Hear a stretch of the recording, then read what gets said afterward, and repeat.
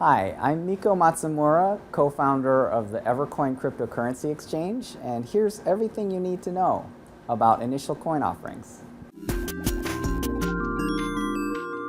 So I really want to learn everything I can from you about ICOs. It seems to be a lot going on right now. Generally speaking, what is an ICO? ICO is kind of a funnily named thing, which is initial coin offering. So essentially what's happening is tokens are being created and they're being sold to the public. So it's quite a phenomenon these days. And what are you getting? So you're getting a coin, and what is that?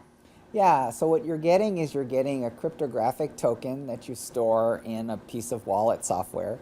And, ultimately the value is determined by the value of the economy that's being created by this entity. So it's not like when you get an IPO, you don't have a stake in whatever is behind it, right? Yeah, one of the big concerns that people have about coins and cryptographic tokens is that they don't actually confer legal rights in most cases. So that's pretty interesting and potentially concerning for people who hold them. So kind of like the Bitcoin is the value of the Bitcoin is what keeps the Bitcoin blockchain going, right? That's correct. So the ICOs, the coins associated with those new ICOs are spurring new companies, and if that company continues to grow, then maybe that coin will increase That's in value. correct. So there's really two classes of ICO token. One of them is asset-backed securities. So asset-backed basically is literally what it means, which is there's real estate back there, or there's some kind of fundamental pegged value of that token. So it represents a physical or virtual good, some kind of asset. The other class is a utility token, and that's basically used to buy goods and services in some kind of like micro economy. And how many of these are there? Well, so we're seeing about 30 new ICOs launching per day.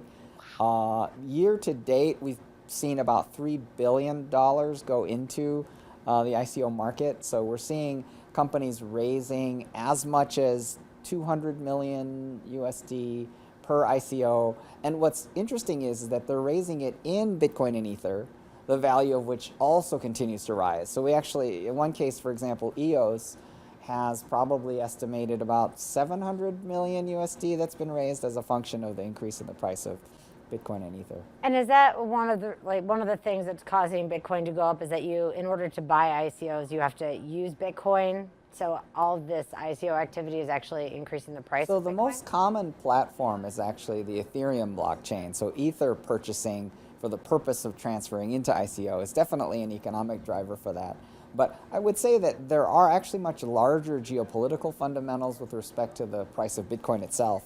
And we are seeing a large movement with respect to the fiat currency to Bitcoin interface, to crypto interface. So we're seeing a lot of net new hedge funds. There's over 100 crypto hedge funds that have emerged, some of which I know of 4 that are at the 500 million US dollar size. So they're fairly sizable crypto to fiat to crypto interfaces. And one of the funds that you're invested in is an ICO only fund, correct? That's correct. I am a limited partner with Pantera Capital, and that's a 100 million US dollar ICO only fund. So it invests exclusively in tokens, not in traditional venture equity. So if you missed out on the Bitcoin rally, or you think maybe you did, should everyone just go into these ICOs? It sounds like a really exciting thing that's happening.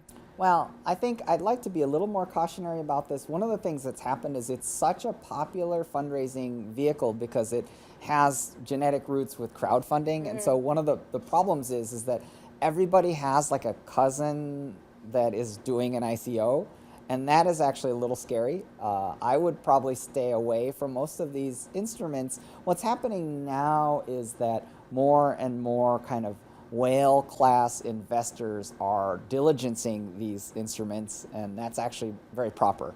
And I think it's actually interesting that the market is self-regulating, so there's fewer and fewer retail investors that are randomly throwing cryptos at ICOs, which I think is a healthy trend, because I do think these are very complex to analyze, and understanding the fundamental value of a specific ICO is, I think, the job of people who do that all day long as professionals. And what are the, just so that to help us understand, not so that we go out and try to do diligence ourselves, but what are the types of flags that you would look for as far as like as an ICO that doesn't make sense? This company shouldn't be raising money this way. Well, to me, I'm really looking for fundamental connection to the technology underlying, which is blockchain. So to describe blockchain very succinctly, it's a really, really slow database, and the only reason you would want to use blockchain is if you didn't trust anyone, right?